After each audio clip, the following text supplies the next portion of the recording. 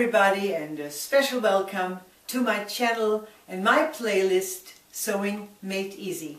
My name is Lilo Siegel, and it will be my pleasure to show you in all the videos I'm presenting some tips and tricks about how to make working with a sewing machine in general for tailoring easier for you.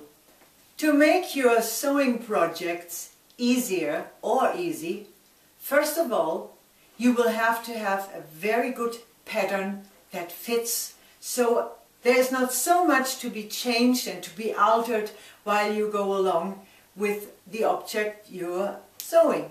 But to have a correct pattern, you first of all need the correct measurements from the person you like to sew something for. And that is what the video today is all about. I would like to tell you which are the important or even all the measurements that you need to do a proper pattern and then later on cut the material and to sew the item you're going to sew. But before I get to the actual measurements, there's something you ought to know. As most of us, like myself, I'm quite a vain person. That means when I get in front of the mirror, I probably stand up straight. I try to look good in any position. My body should be correct. And that is exactly what happens in case if you have somebody that says to you, "Can't you make me a nice jacket?" And you say, "Okay, come on, I take your measurements." And this person is going to come, you put him in front of the mirror, and he does exactly that. But be honest, do you ever walk around like that? Well, I don't. I'm trying to, yes. I don't like to walk around like this, shoulders hanging down, stomach sticking out. No, I want to be straight up. And that's exactly the problem when you're going to measure somebody's body out for a garment. So what you have to do before you take any measurements, do not put yourself or a person in front of the mirror. Just tell the person to stand loose, légère. Try to talk to them about something totally different, but you still concentrate on the measurements you want to take, and then take them. Because otherwise you will get a big surprise when the garment is finished and it doesn't fit. Because this will be totally different measurements, and if somebody is like that. You can see that yourself just by explaining this like that to you. And as well, if you're sometimes in a group working with other people together sewing something, why don't you take one of the people out of your group and you say, okay, each and every one of us will now take the measurement of this person. We don't show you what we measure, we write it down, and afterwards we compare it. And you will see that each and every one will have different measurements written down than what you write down. And that's what I'm talking about. You really have to be very exact and very careful with every measurement you're going to be taking. So let's start which measurements you need for doing a correct pattern. First of all, I prepared a little bit my doll here, which you can see. But before we even go into these stripes that I put on the doll, the first measurement you should take is the height of the person, measured from the top of your head to the bottom of the feet. If they have shoes on, don't forget to take the sole or the heel off from your measurement. Sometimes the people say, "Oh, I'm so and so high, you can write this down." Measure again. As we know, we go a little bit older and we shrink right away. I know from myself. Okay, here we go. That's the first measurement. The second measurement is a measurement which you take from the back of your neck down to the knees. Exactly in the corner of your back of your knees, that measurement. Those two first measurements you will need as an example if you want to do a coat. And the person says, "Oh, how long should it be?" Because it has something to do with the complete height of the person, that you might need this one to be so and so much over the knee, under the knee, or whatever is necessary. You will at the moment think there is no reason for those two measurements, But if you got them all written down from the person that you work a lot for, you will see one day you will need it for something. Alright, but now we continue with the doll. As you can see, I put one tape around the neck because this will be your first measurement in general on the body. Of course, if you say, oh, I'm going to make a woman's dress with a big cutout in the front, then you do not need this. But if the person wants a nice high color or it's a gent's shirt, you will need this color.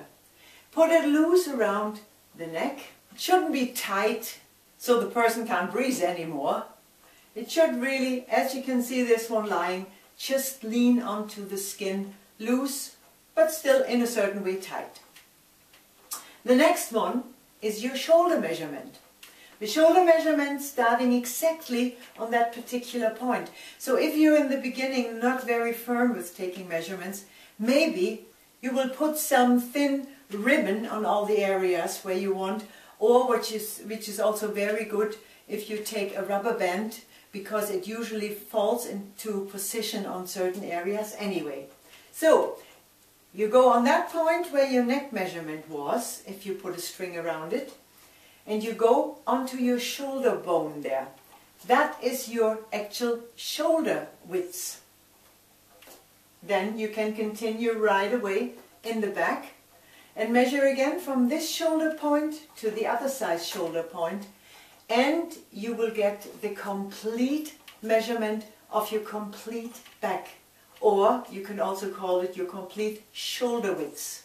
So you actually got two shoulder widths. That's from the neck, from the back, the whole, and that is the actual shoulder width right there. Then we first of all continue with all the ones going around the body. And you put your tape measure exactly over the biggest point of the bust, of the chest of the person. And what is important, you got to watch out that your tape does not suddenly fall down somewhere or is much higher in the back pulled up.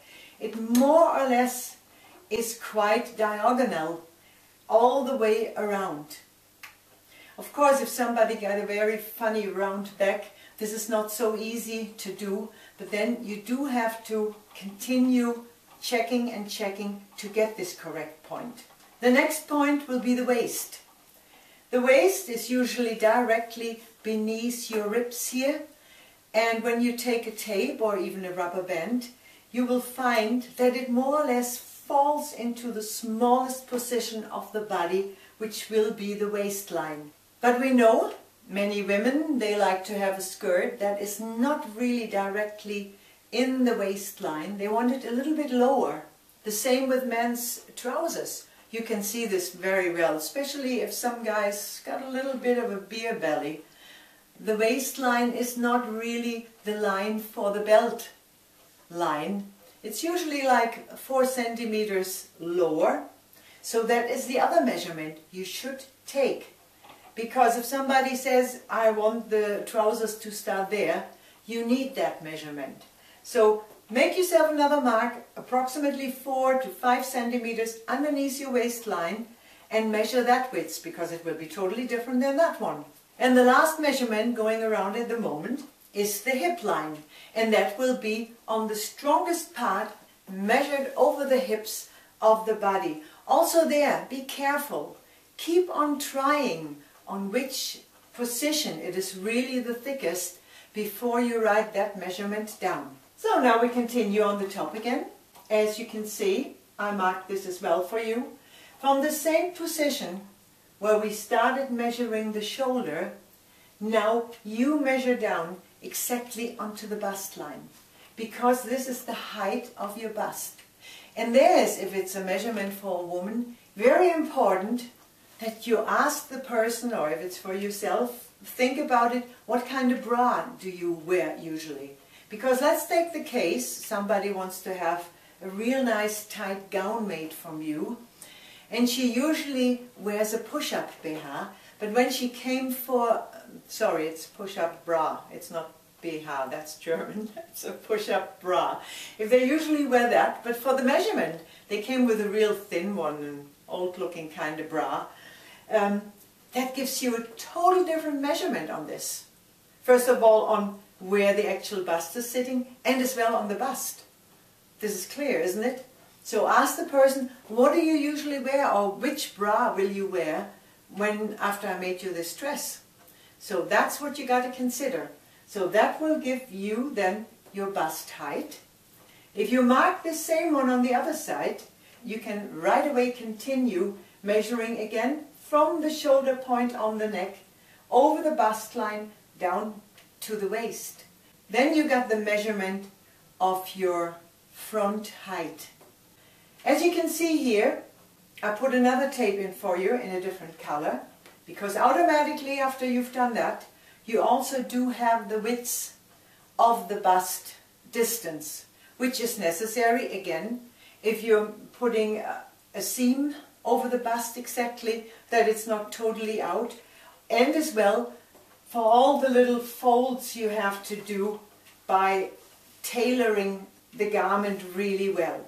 So we continue in the back from the doll, because that's really easy now. We've done the neck, we've done the complete shoulder width, as we do have the waistline here. Now we measure exactly again from the neckline down to the waist, which gives us the height of the back. Very important. So this particular line that you see now, approximately 4 centimeters above your actual bust line, will be the width that you need to measure from your back.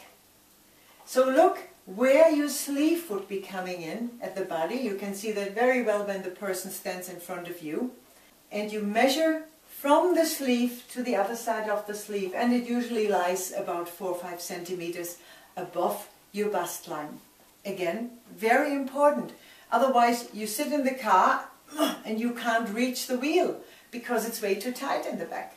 But you also saw another little mark here that I did there in black, and that will tell you the height of your actual back here, which is also again very important, especially if somebody got a very rounded back, which a lot of people do have from work or from some health problems, whatever, because you will have to put certain folders into here, and to get them in correctly, not too long and not too short, you will need the height of the back here.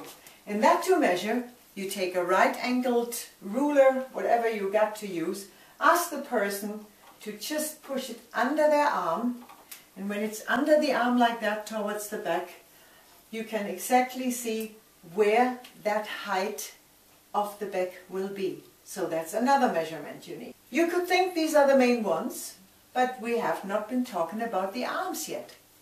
So for the arm, you more or less need 2 measurements. You first of all need your upper arm measurement here. For a thin person, it's not so important to have that measurement. But if you have a person with a big biceps, somebody that goes training every day for hours and hours, then it's very important, because this measurement makes a whole lot of a difference if you're trying to do the pattern for the arm. So measure this on the thickest part where the bicep is.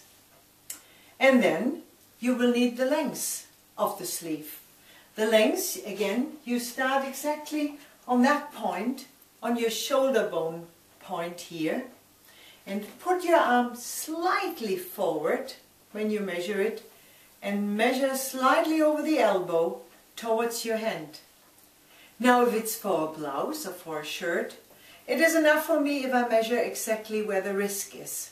But if it is exemplary for a coat or for a sacco, for a jacket, I will have to measure it approximately 1 to 2 centimeters beneath your first thumb joint there. That will give you a good measurement for a sleeve length. So now that sometimes you see people, they got an expensive Boss jacket on and the sleeve is somewhere up here. Not because they pulled it up, no, because it's been made too short. And you don't want that to happen to your garment. So that means up here we're totally finished. But now you're going to say, well, she hasn't mentioned anything about making trousers. What kind of measurements do I need there? Well, first of all, I mentioned this, of course. You need the waist, you need the belt line, you need the hip line. Now for the lengths, you should measure 3 lengths possibilities. The first one is the one from your hip bone approximately down to the floor. Again, think about it, if the person got shoes on or if she's really standing flat on the ground, that would be the best. And ask, do you want the trousers to start in the waist or where you're going to have the belt, on the belt line. So measure it over the hip down all the way to the floor. First measurement. The second measurement, again, you must consider if you measured it from the belt line, you do the same here. Over your back, approximately in the middle, again you measure all the way to the floor. The same you do on the side. Because look at some trousers, look at some guys walking around. I'm not necessarily talking about jeans, I'm talking about real men's trousers, as in the good old days. Then you can see that they're usually much lower in the front than they are in the back. That's why we need these 3 measurements for the lengths. It makes a big difference. And the 4th length measurement we need is the inside leg one. Now, in general, for all the measurements, everybody should either have only underwear on, if possible. Otherwise, very tight fitted clothes like a tight t-shirt, or in women's cases a leggings, because then the measurements are really very exact.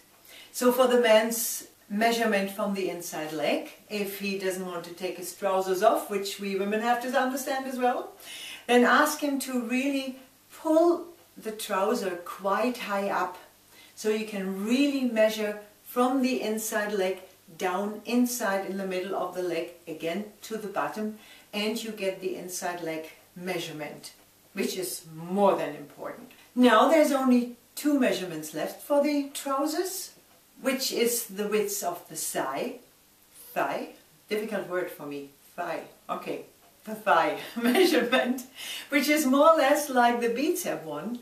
But if you don't know which is the correct height to measure it, then go from the highest inside leg measurement out and go approximately 10 centimeters down, and that is where you measure the thigh measurement. Alright? Now there's one left, and that of course is the width on the foot. And that is really a matter of what you or what the customer wants. And it's a matter of what is just in fashion. I mean, this year here in Germany, we had the fashion that every man's got to walk with high water trousers, a bit short, because they made them so tight you couldn't even get them over the shoes. But we also know that proper trousers, they need a little bit of the width to slightly fall over the shoe, especially in the back, and it looks tidy, it looks good. It looks like a gentleman should be dressed correctly. So discuss it with yourself, with the customer, what the width on the bottom of the leg should be, and that's the measurement you will write down. Well, everybody out there in the world watching some of my sewing videos, this is it for today.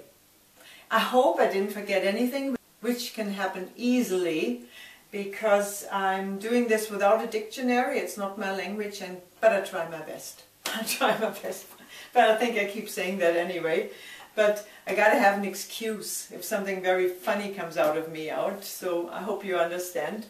Well, it's just about 3 days before Christmas at the moment here in Germany. I don't know if you're celebrating Christmas in your country, wherever you're watching me. If you do so, then I would like to say a very special thank you for watching me and my channel. I hope you give me some thumbs up.